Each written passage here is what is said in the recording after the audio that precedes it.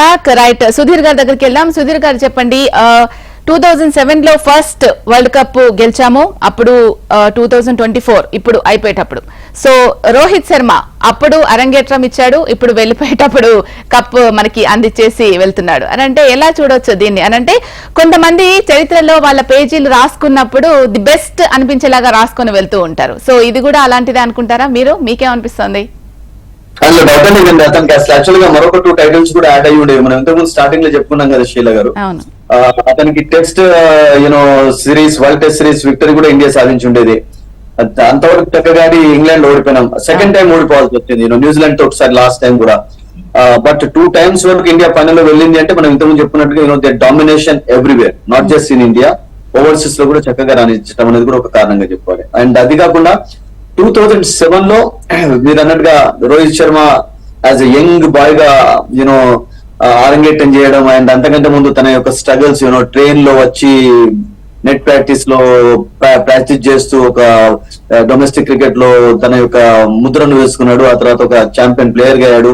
And Dhoni తర్వాత కోహ్లీ తర్వాత అతనికి ఛాన్స్ వస్తే అతను యాజ్ ఎ కెప్టెన్ గా కూడా అతని ఎబిలిటీస్ ని కనబరుచుకున్నాడు, అందులో ఎటువంటి డౌట్ లేదు. అండ్ ముఖ్యంగా అతనిలో ఉన్నటువంటి క్వాలిటీ రియల్ గా అతను ఆడుతున్నప్పుడు బ్యాటింగ్ ఎలా అనిపిస్తుంది అంటే చాలా ఈజీగా అనిపిస్తుంటది. బట్ మనమైతే బ్యాట్ పట్టుకుని అట్లా ఆడదామంటే ఎవరు ఆడలేదు. సో ఆ క్వాలిటీస్ కొంతమందికి ఉంటావండి, అందరికి ఉండవు అసలు.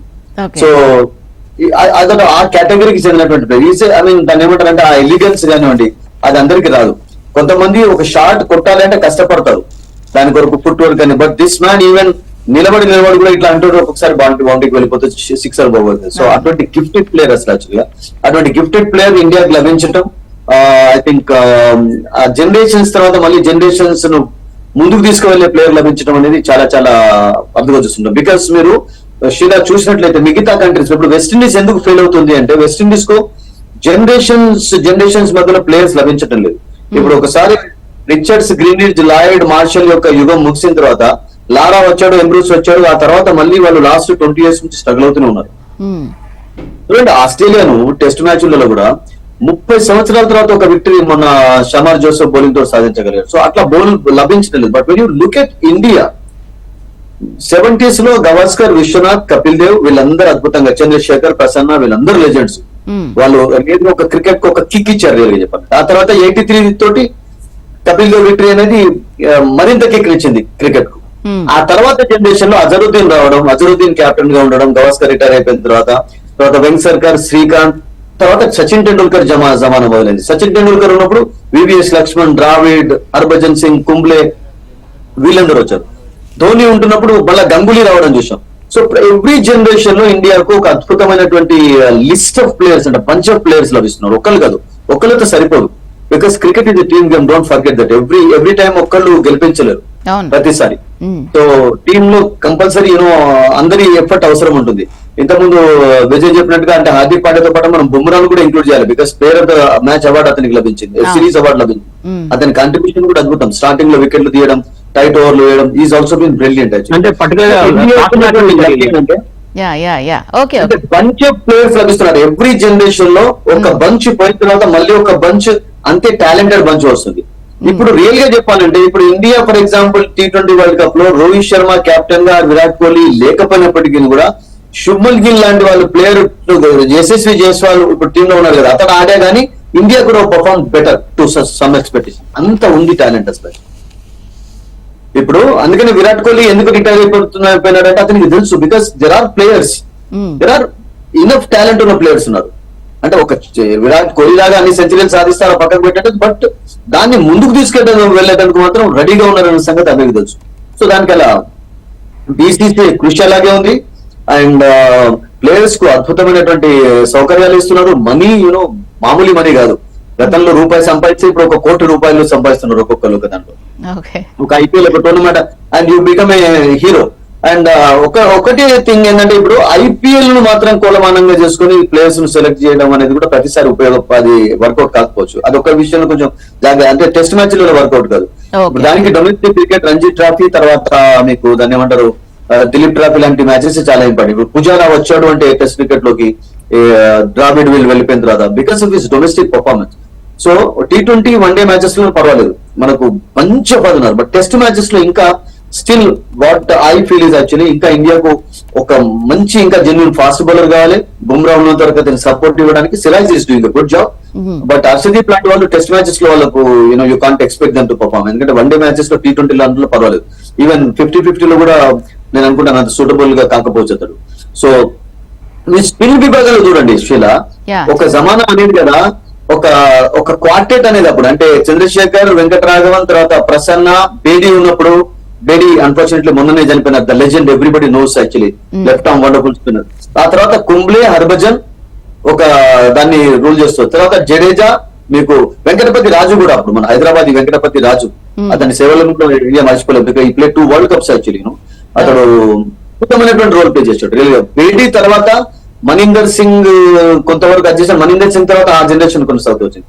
సో ఇప్పుడు జడేజా, అక్షర్ పటేల్ ఉన్నారు. వీళ్ళ తర్వాత కుల్దీప్ తర్వాత ఇంకా కొంచెం టాలెంట్ స్పిన్ లో కావాలి.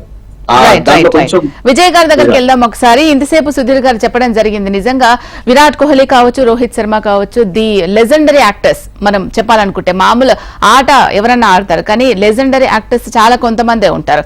సో అలాంటి వాళ్ళు మనకి ఇప్పుడు కప్ వచ్చింది అని హ్యాపీగా ఎంజాయ్, హ్యాపీ ఫీల్ అయ్యే సమయంలోనే వెంటనే రిటైర్మెంట్ అని అంటే, అఫ్ కోర్స్ వాళ్ళు వన్డేలు టెస్ట్లు ఆడినా కూడా దీని నుంచి రిటైర్మెంట్ అవుతున్నారు అని అంటే ఎంత కొంత బాధ ఉంటుంది. దీన్ని మీకు ఎలా అనిపించింది రిటైర్మెంట్ ప్రకటించింది? ఇది కరెక్ట్ టైమేనా?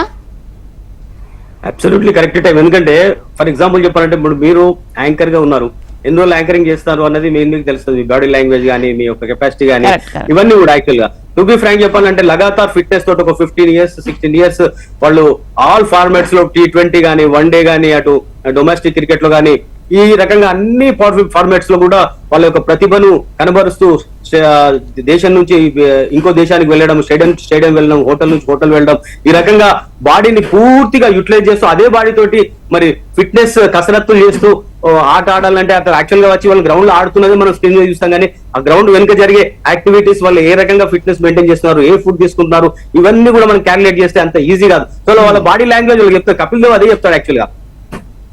లగాతార్ 15-16 years కన్సిక్యూటివ్ గా టెస్ట్ క్రికెట్ లో ఒక రోజు 30 ఓవర్లు, ఒక రోజు 15 ఓవర్లు, 20 ఓవర్లు వేసుకుంటూ పోతే యాక్చువల్ గా ఒక టైం లో కూడా డాక్టర్ అన్నట్టు కదా, అంటే యాక్చువల్ గా మీరు ఏ పని చేసినా కూడా ఒక క్యాలిక్యులేషన్ అనేది ఉంటుంది. యోగాలో కూడా ఇన్ని ఆసనాలు ఇన్ని వేయాలని ఉంటుంది. క్రికెట్ లో మీరు 30 ఓవర్లు ఒక రోజు వేస్తారు, 20 ఓవర్లు ఒక రోజు వేస్తారు, 15 ఓవర్లు ఒక రోజు వేస్తారు కాబట్టి బాడీ లోపల ఇన్బ్యాలెన్సింగ్ అని అవుతుంది. అందులోకి ఈ యొక్క ఫుట్ ల్యాండింగ్, బౌలింగ్ చేసేటప్పుడు కొంతమంది బ్రెట్లీ అటువంటి వాళ్ళు ల్యాండింగ్ పవర్ఫుల్ గా ఉంటుంది. ఉన్నప్పుడు ఈ యొక్క మోకాళ్ళ చిప్పల పైన చాలా చాలా స్ట్రెయిన్ పడుతుంది. పడ్డప్పుడు వాళ్ళ యొక్క లైఫ్ స్పాన్ అనేది తగ్గడం కాకుండా ఈ కాళ్ళల్లో ఉన్న, మోకాళ్ళలో ఉన్న కెపాసిటీ తగ్గిపోతుంది. వాళ్ళ నడకలో కూడా ఫ్యూచర్ లో ప్రాబ్లం వచ్చే అవకాశం. అలాంటి సందర్భంలో వాళ్ళు రిటైర్డ్ కాక తప్పదు కూడా. వాళ్ళ బాడీ లాంగ్వేజ్ చెప్తుంది. అందులోకి కొత్త యంగ్స్టర్స్ కూడా అవకాశం ఇవ్వాలి. బట్ ఒక్క విషయం, ఇందాక సుధీర్ గారు చెప్పినట్టుగా గోల్డెన్ క్రికెట్ నుంచి ఇప్పటి వరకు క్యాలిక్యులేట్ చేసుకొని వస్తారు. ఇండియన్ క్రికెట్ లో కనుక చూస్తే అటు గవాస్కర్, కపిల్ దేవ్, తర్వాత మోహిందర్ అమర్నాథ్, వెంకసర్కర్, ఇలాంటి గ్రేట్ క్రికెటర్స్, తర్వాత ఇంత ఫిట్నెస్ ఉన్న ప్లేయర్స్ వస్తారా అన్న టర్నల్ లో సచిన్ టెండూల్కర్ వచ్చాడు, సౌరవ్ గంగూలీ వచ్చాడు, తర్వాత అనిల్ కుంబ్లే, జవగల్ శ్రీనాథ్, ఇలాంటి ప్లేయర్స్ కూడా 15 years ఆడుతూ వచ్చారు. ఆ తర్వాత అనూహ్యంగా చెప్పాలంటే టెస్ట్ క్రికెట్, వన్డే క్రికెట్ మాత్రమే ఉంది. ఆ తర్వాత ఈ T20 క్రికెట్ ఇంట్రడ్యూస్ అయింది. అందులోకి IPL మన ఫ్రాంచైజీ క్రికెట్ అంటే సంవత్సరంలో 365 రోజులు, నాకు తెలిసి 200 రోజులు అయితే కంపల్సరీ వాళ్ళు ఈవెన్ క్రికెట్ ఆడకుండా కూడా డైలీ ప్రాక్టీస్ అయితే చేయాలి కదా. ఈ రకంగా ఆడితే 200 to 200+ డేస్ వాళ్ళు కన్సిక్యూటివ్ గా ఆడుతూనే ఉన్నారు. ఆడుతున్న సమయంలో యాక్చువల్ గా ఫిట్నెస్ ఉంటే 15 years కన్సిక్యూటివ్ ఆల్ ఫార్మాట్స్ ఆడే ప్లేయర్స్ ఫ్యూచర్ లో దొరకకపోవచ్చు. ఇది నా వ్యూ. ఎందుకంటే మీరు చూడండి, ఇప్పుడు ఎప్పుడైతే ఈ 3 ఫార్మాట్స్ వచ్చినాయో ఆల్ ప్లేయర్స్ లో కూడా ఏదో ఒక ప్లేయర్ ఏదో ఒక రకంగా ఇంజురీ కావడమో, లేకుంటే ఫిట్నెస్ ప్రాబ్లం ఉండడం మనం చూస్తున్నాం. ఈ రకంగా ఎందుకు అవుతుందంటే ఎక్స్ట్రీమ్ క్రికెట్ అయింది. ఎక్స్ట్రీమ్ క్రికెట్ అవడం వల్ల నేను అనుకుంటా కదా, అంటే కంటిన్యూస్ గా ఒక 4-5 years కూడా ఆల్ ఫార్మాట్స్ ఆడే ప్లేయర్స్ ఇన్ ఫ్యూచర్ లో మనకు దొరకకపోవచ్చు. నేను అనుకుంటా ఆస్ట్రేలియా స్ట్రాటజీ ఒక రకంగా వాళ్ళు చేంజ్ చేసే అవకాశం ఉన్నది. ఏంటంటే ఏ ఫార్మాట్ కి ఆ ఫార్మాట్ ప్లేయర్స్ ఉంటేనే బాగుంటది అన్నట్టుగా ఇన్ ఫ్యూచర్ లో. ఎందుకంటే test cricket format mind set వేరే, వన్డే క్రికెట్ వేరే, తర్వాత ఫ్రాంచైజీ క్రికెట్ వేరే, అందులోకి T20 వరల్డ్ కప్ ఇలాంటి బిగ్ ఈవెంట్స్ ఆడినప్పుడు, లేకుంటే డొమెస్టిక్ క్రికెట్ లో ఆడినప్పుడు ఇవన్నీ కూడా క్యాలిక్యులేట్ చేస్తే కనుక mind setup March, gear March, stadium to stadium వెళ్ళి లగాతార్ ఫిట్నెస్ తోటి, హైలీ కాన్సన్ట్రేషన్ తోటి ఆడాలంటే అంత ఆషామాషి విషయం కానే కాదు. ఇన్ ఫ్యూచర్ లో నేను అనుకుంటా కదా, అంటే వన్ డే T20 ప్లేయర్స్ ఒక జట్టుగా ఉంటారు, టెస్ట్ క్రికెట్ అలాగా ఉంటదని అనుకుంటా. అలా పెడితేనే మంచిది. ఎందుకంటే దానికి ఒక్కళ్ళిద్దరు ప్లేయర్లు అటు ఇటు అయితే పర్వాలేదు, కొన్ని మ్యాచెస్ కానీ కన్సిక్యూటివ్ గా టెస్ట్ క్రికెట్ లో వీళ్ళే, వన్డే క్రికెట్ లో వీళ్ళే, T20 క్రికెట్ లో వీళ్ళే కంటిన్యూస్ ఆడితే కూడా చూసే వాళ్ళు కూడా కొంచెం యాక్చువల్ గా మంచి అనిపించవచ్చు పర్ఫార్మెన్స్ చేస్తే. కానీ యాక్చువల్ గా యంగ్స్టర్స్ చాలా మంది ఉన్నారు ఆల్ ఫార్మాట్స్ లో, వాళ్ళందరికీ కూడా అవకాశాలు లభించాలంటే ఇలాంటి టీమ్స్ డివైడ్ అయితేనే బాగుంటది. యా విజయ్, సుధీర్ గారు మనకు విజయ్ గారు చెప్పినంతా కూడా విన్నాము. ఒక ప్లేయర్ కి రిటైర్మెంట్ ఎందుకు అవసరం, చాలా మంచిగా అనలైజ్ చేశారు కదా ఆయన. అంటే హెల్త్ పరంగా కూడా ఎంత ఫిట్నెస్ ఉండాలి అండ్ ఎంతవరకు మనం ఆడగలుగుతాం, ఏ రంగంలో ఎంతవరకు మనం ఉంటే మనకు మంచిది. అండ్ పర్టికులర్ గా క్రికెటర్స్ కి సంబంధించి, ఎందుకంటే వాళ్ళకి ఫ్యాన్ బేస్ చాలా ఎక్కువ. ఒకసారి ఆట తీరు అటు ఇటు అయినా కూడా వాళ్ళు తీసుకోలేరు. అండ్ జనరల్ గా బిర్యానీకి సంబంధించి ఎమోషన్ అని చెప్తూ ఉంటారు, కానీ క్రికెట్ ఈజ్ ఎ ఎమోషన్ నిజంగా. సో అలాంటి ఎమోషన్ కి సంబంధించి ప్లేయర్స్ గురించి మనం మాట్లాడుకునేటప్పుడు అది హార్ట్ టచింగ్ గా తీసుకుంటూ ఉంటారు. సో వీళ్ళ రిటైర్మెంట్ ప్రకటించారు, ఫైన్, బానే ఉంది. మరి వీళ్ళని రీప్లేస్ చేసే వాళ్ళు నెక్స్ట్ ఎవరు ఉండే అవకాశం ఉంది? ఒకటి శిలా, ఇప్పుడు వన్ హ్యాస్ టు రిటైర్ అండి, అది ఏ స్పోర్ట్ అయినా కానీ. ఇప్పుడు టెండూల్కర్ రిటైర్ కాలేదా? టెండూల్కర్ రిటైర్ అయినప్పుడు కూడా ఈ రిటైర్డ్ ఆన్ హై నోట్ లో రిటైర్ అయ్యాడు. సునీల్ గవాస్కర్ 1987 లో రిటైర్ అయినప్పుడు కూడా అనౌన్స్ చేసి నేను రిటైర్ అవుతానని చెప్పాడు. ఈ ఆల్సో అంతకంటే ముందు మ్యాచ్ లో ఒక సెంచరీ స్కోర్ చేసి తర్వాత సెమీఫైనల్ లో అవుట్ అయిపోయినట్టు తొందరగా, బట్ రిటైర్ అయిపోయినాడు, అనౌన్స్ చేశాడు. సో కపిల్ దేవ్ రిటైర్ కాలేదా, లక్ష్మణ్ రిటైర్ కాలేదా? ఎవ్రీబడి హ్యాస్ టు రిటైర్ అండి. ఎంత పెద్ద స్పోర్ట్స్ పర్సన్ మీరు పర్ఫార్మ్ చేస్తూ ఉన్నప్పటికీ కూడా you cannot play for 50 years. అంటే మీకు ఒక సమయం వచ్చిన తర్వాత డెఫినెట్లీ ఏమవుతుందంటే రిఫ్లెక్సెస్ ప్రాబ్లమ్స్ వస్తుంటాయి ఎవరికైనా కానీ. అంటే మీ పర్ఫార్మెన్స్ ఉన్నప్పటికీ కూడా దాన్ని అంత మనం చేయలేం. అందుకనే రిటైర్ కాక తప్పదు, రిటైర్ అవుతారు. ఎందుకంటే వాళ్ళకి తెలిసిపోతుంది ఎందుకంటే మేము కంటిన్యూ చేస్తే బాగుంటుందా, లేకుంటే కంటిన్యూ చేస్తే ఎన్ని రన్స్ స్కోర్ చేస్తాం, ఎన్ని మ్యాచెస్ ఆడగలుగుతాం, అది తెలిసిపోవడంతో వాళ్ళు డెఫినెట్ అనౌన్స్మెంట్ చేయగలుగుతారు. అంటే విరాట్ కోహ్లీ ఎందుకు రిటైర్ అని అంటే, విరాట్ కోహ్లీ నేను చెప్పాను కదా, జనరేషన్ ఫ్యూచర్ జనరేషన్ బాగుంటుంది, డౌట్ లేదు. ఫ్యూచర్ జనరేషన్ కూడా జరిగింది, మనం రిటైర్ అవ్వడం ఎంత ఇంపార్టెంట్ అండ్ నెక్స్ట్ జనరేషన్ కి అవకాశం కూడా ఇవ్వాలి కదా. There are players waiting in the wings already. ఇప్పుడు ఫర్ ఎగ్జాంపుల్ ఇప్పుడు ఇండియన్ క్రికెట్ బోర్డు కూడా నేనేమనుకుంటానంటే they are doing a good job. ఎలా అంటే ఇప్పుడు కొన్ని సిరీస్లలో వీళ్ళకి రెస్ట్ ఇవ్వడానికి అందరినీ పంపటం లేదు. ఇప్పుడు జింబాబ్వేలో 7th నుంచి స్టార్ట్ అవుతుంది సిరీస్. ఆ జింబాబ్వే సిరీస్ కు ఇప్పుడు ఉన్నటువంటి టీమ్ లో వాళ్ళు ఎవరు లేరు, అందరూ కూడా కొత్త వాళ్ళు ఉన్నారు. అంటే సంజు సామ్సన్ ఉన్నారు కానీ బట్ మిగతా వాళ్ళందరూ కూడా కొత్త. Shubman Gill is leading the side వచ్చి. సో అలా చిన్న చిన్న సిరీస్లలో అంటే వేరే టీం కూడా సెకండ్ స్ట్రెంత్ టీం కూడా పంపుతుంది. లాస్ట్ 10-15 నుంచి కూడా అది జరుగుతుంది. సో ఆ పీరియడ్ వీళ్ళకి రెస్ట్ అనేది లభిస్తుంది. ఇప్పుడు ఫర్ ఎగ్జాంపుల్ ఈ సిరీస్ తర్వాత మళ్ళీ శ్రీలంక సిరీస్ ఉంటుంది. సో శ్రీలంక సిరీస్ కొరకు మళ్ళీ అందరు యాక్టివ్ గా ఉండాలి అంటే కొంచెం ఆ రెస్ట్ అనేది కావాలి కనుక ఆ 10-15 days ఆ రిలీఫ్ కొరకు వేరే వాళ్ళని పంపుతున్నారు జింబాబ్వే. సో అంటే బీసీసీ కూడా పక్కడబందిగానే ప్లాన్ తోటే వెళ్తున్నారు వాళ్ళు. అంటే ఎవరికి ఎంత రెస్ట్ ఇవ్వాలి, ఎవరికి ఎంత రెస్ట్ ఇస్తే బాగుంటుంది, ఎవరిని ఎక్కడ ఆడించాలి, అలా టాలెంట్ స్ప్రెడ్ చేస్తున్నారు. చేయడంతో ఇండియాకు బెంచ్ స్ట్రెంత్ అనేది పెరుగుతుంది. Because that is what we discussed Sheela, ఇంతకుముందు మనం అన్నాం కదా. వెస్టిండీస్ ఇప్పుడు ఒక రాజులు గురించినటువంటి వెస్టిండీస్ అందరూ ఫేవరెట్ టీం వెస్టిండీస్ ఎందుకు టోటల్ గా దిగజారిపోయినారంటే దే ఫర్గాట్ ద ఫ్యూచర్ అండి. ఫ్యూచర్ భవిష్యత్తును మర్చిపోయినారు అసలు. మర్చిపోవడంతో దానికి ఏమైపోయిందంటే ఉన్నప్పుడు వాళ్ళు అంతా దాన్ని ఏమంటారు ఖుషిగా అదైపోయిన తర్వాత వాళ్ళకు జనరేషన్స్ లో ప్లేయర్ లభించలేకపోయారు. సో ఇండియన్ టీం మాత్రం అట్లా జరుగుతుంది. Because India is really planning well. ఒక పకడ్బందీ తోటే ముందుకు వెళ్తున్నారు. దాంతో పాటు ఏంటంటే టాలెంట్ అయితే అద్భుతంగా ఉండడానికి ఐపీఎల్ లాంటి టోర్నమెంట్స్ అనేది, డొమెస్టిక్ స్ట్రక్చర్ అనేది, ఎంకరేజ్మెంట్ ఫ్రమ్ బీసీసీ అనేది చాలా చక్కగా ఉంది. సో దాంతో మీకు ఎక్కడ కూడా దాన్ని ఏమంటారంటే బ్యాక్ ఫుట్ లో ఉన్నట్టుగా కనబట్టలేదు. India always on the front foot లోనే ఉంది. సో విరాట్ కోహ్లీ ఇప్పుడు రిటైర్ అందుకనే అయినాడు, రోహిత్ శర్మ అందుకనే రిటైర్ ఎందుకంటే బికాస్ T20లో విరాట్ ప్లేయర్స్ మేబీ ఇంకా టెస్ట్ మ్యాచెస్ లో రిటైర్మెంట్ ఎందుకు తీసుకోలేదు విరాట్ కోహ్లీ. ఇంకా ఇండియాతో మనం అనుకున్నట్టు Sheela we need some talent కావాలి టెస్ట్ క్రికెట్ లో ఆడేదానికి. ఇంకా కొంతమంది ముందుకు రావాలి, సరిపోదు. ఇంకా ఇప్పుడు ఎందుకంటే ఒక విరాట్ కోహ్లీ యొక్క ప్లేస్ ను భర్తీ చేయడానికి, రోహిత్ శర్మ ప్లేస్ ను భర్తీ చేయడానికి I think India definitely needs some players. So అందుకనే ఇంకా వాళ్ళు టెస్ట్ మ్యాచెస్ ఆడతారు. అండ్ వీళ్ళందరిలో ఎవరైనా ఫర్ ఎగ్జాంపుల్ ముందుకు వెళ్లే పరిస్థితి కనబడితే అప్పుడు రిటైర్ అయ్యి మళ్ళీ ఒక టీం తయారవుతుంది. అందుకని Indian team has been doing well in all formats. Only ఒక కప్పే దూరంగా నిలిచింది తప్పితే, but when you look at India's performance overseas also test cricket లో బిగ్ ఇంప్రూవ్మెంట్ కనబడుతుందండి. ఇండియా ఆస్ట్రేలియాను ట్వైస్ ఆస్ట్రేలియాను ఓడించడం అనేది అమేజింగ్ పర్ఫార్మెన్స్. యాక్చువల్లీ మామూలు పర్ఫార్మెన్స్ కాదు. దట్టు విరాట్ కోహ్లీ లేనప్పుడు కూడా ఆస్ట్రేలియా ఓడించారు. వెస్టిండీస్ లో మ్యాచెస్ గెలవడమే కష్టంగా ఉండేది గతంలో. అటువంటి వెస్టిండీస్ లో 2 wickets లో ఇండియా అద్భుతంగా విక్టరీ సాధిస్తుంది. తర్వాత సౌత్ ఆఫ్రికాలో ఓడిస్తున్నారు. ఇంగ్లాండ్ కూడా ఇంగ్లాండ్ లో ఓడించే ప్రయత్నం చేశారు. మొన్న ఇంగ్లాండ్ వచ్చినప్పుడు ఫస్ట్ మ్యాచ్ ఓడిపోయిన తర్వాత సిరీస్ లో 4-1 తో గెలిచారు. సో ఐ థింక్ ఆ విషయంలో దేంట్లో కూడా ఐ థింక్ ఇండియా వెనుకబడి లేదు. అండ్ ఫ్యూచర్ కూడా అద్భుతంగా ఉంది. ఫ్యూచర్ లో ఆడే ప్లేయర్స్ వెనకాలనే జస్ట్ దాన్ని ఏమంటారంటే క్యూలోనే నిలబడి ఉన్నారని చెప్పి భావించి వీళ్ళందరూ రిటైర్ అవుతున్నారు. And that's they are taking good decisions. Doubt లేదు. ఏంటంటే యాక్చువల్ గా అజయ్ జడేజా గారు నేను కమెంటరీ చేసిన సందర్భంలో డిస్కషన్ ఇద్దరం పర్టికులర్ గా డిస్కస్ చేసిన ఎక్స్ట్రీమ్ లెవెల్లో మాట్లాడినప్పుడు అజయ్ జడేజా గారు ఒక మాట అన్నారు నాతో. ఏమన్నారంటే యాక్చువల్ గా విజయ్ యాక్చువల్ గా టెక్నాలజీ లోపల ఇప్పుడు ఆండ్రాయిడ్ ఫోన్స్ వచ్చినాయి, తర్వాత డ్రోన్ కెమెరాస్ వచ్చినాయి, ఇంకా ఏదైనా డెవలప్మెంట్ ఉంటుందా, ఇంకా ఇంతకంటే ఎక్కువ ఏముంటుంది టెక్నాలజీ అని అనుకుంటాం కదా. క్రికెట్ లో కూడా T20 వచ్చింది, ఫ్రాంచైజీ క్రికెట్ వచ్చింది. షాట్లలో కూడా ఇంప్రూవైజేషన్ షాట్స్ అంటే రైట్ హ్యాండ్ ప్లేయర్ కూడా లెఫ్ట్ హ్యాండ్ తోటి ఇంప్రూవైజేషన్ 360 degrees లో ఇలా సిక్సర్స్ కొడుతున్నారు కదా. ఇంకేమన్నా క్రికెట్ లో ఇంకేమైనా మార్పు వస్తుందా, ఏమనుకుంటాం ఊహిస్తున్నావు అని అడిగితే డిస్కస్ చేస్తే ఆయన ఏమన్నాడంటే ఇన్ ఫ్యూచర్ లో డెఫినెట్ గా మనం చూస్తాము ఏంటంటే ఇంకొక 5-10 సంవత్సరాలలో ఒకే ప్లేయర్ లెఫ్ట్ హ్యాండ్ బౌలింగ్ చేస్తాడు, రైట్ హ్యాండ్ బౌలింగ్ చేస్తాడు. లెఫ్ట్ హ్యాండ్ తో ఎంత స్ట్రెంత్ చేస్తాడో రైట్ హ్యాండ్ తో ఎంత స్ట్రెంత్ చేస్తాడు. తర్వాత బ్యాటింగ్ కూడా లెఫ్ట్ హ్యాండ్ తో చేస్తాడు, రైట్ హ్యాండ్ తోటి, అంటే పూర్తి స్టాండ్స్ తోటి అలా ప్లేయర్స్ ఇన్ ఫ్యూచర్ లో వస్తారు. ఇంత ఎక్స్ట్రీమ్ గా ఇంత ఇన్నోవేటివ్ గా ఆలోచిస్తున్నారు కనుక ఫ్యూచర్ జనరేషన్ ఇంకా ఎన్నో ఇన్నోవేషన్ చేసే అవకాశం ఉంది అని చెప్పాను.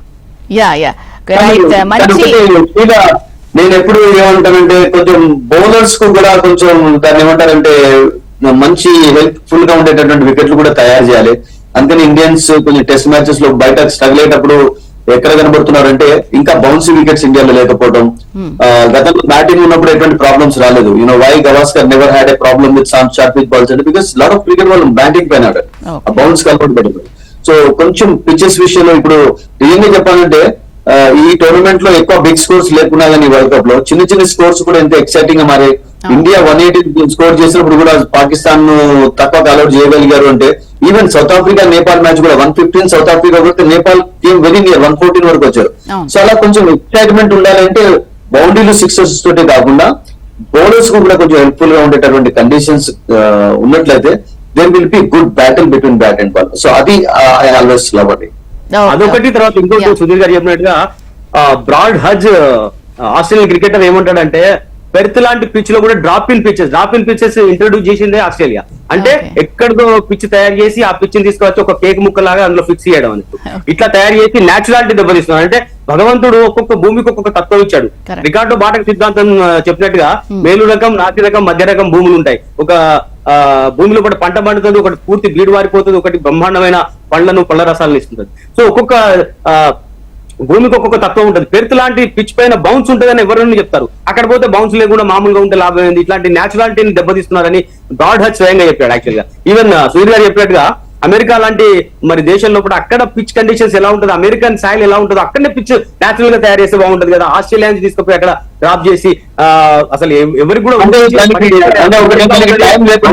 బ్యాటింగ్ ఫేవరబుల్ తెలియని పరిస్థితి. Not a bad idea. But time లేకుండా ఎందుకంటే ఆ స్టేడియం ను జస్ట్ 6 months లో నిర్మించారు కనుక they didn't have time. Actually it's not a bad idea also to have drop in pitches. But నేనేమంటానంటే బ్యాటిల్ అనేది ఉండాలి కొంచెం పిచెస్ లో, కొంచెం ఆ బౌలర్స్ కు కూడా కొంచెం కనీసం ఈ పిచ్ కండిషన్స్ బార్బడస్ అంటే ఎట్లా ఉంటుందని మొదటి నుంచి మనం ఊహించిన తీరు ఇప్పుడు ఉన్నది బార్బడస్ లో లేదు. Okay, right. Sudheer, Vijay, thank you so much. ఇద్దరు కూడా ఈ చర్చలో పార్టిసిపేట్ చేసి అండ్ ఇప్పటి వరకు ఇండియా టీం ఎలా ఆడింది, ఒక లెజెండరీ ప్లేయర్స్ ని మనం కోల్పోతున్నప్పుడు అండ్ ఇండియా టీం ఇంకా ఎంత బాగా ఆడితే ఫ్యూచర్ లో మనం కప్స్ సాధించడం, విజయం సాధించాలంటే ఎంత ఈజీ అవుతుంది. యాజ్ ఏ అనలిస్ట్లుగా మీ సలహాలు సూచనలు మాతో పంచుకున్నారు. థ్యాంక్ యూ సో మచ్ ఇద్దరికి కూడా. సో ఇది ఇవాల్టి ఛాంపియన్స్ స్పెషల్ డిస్కషన్. చూస్తూనే ఉండండి HM TV. నమస్తే.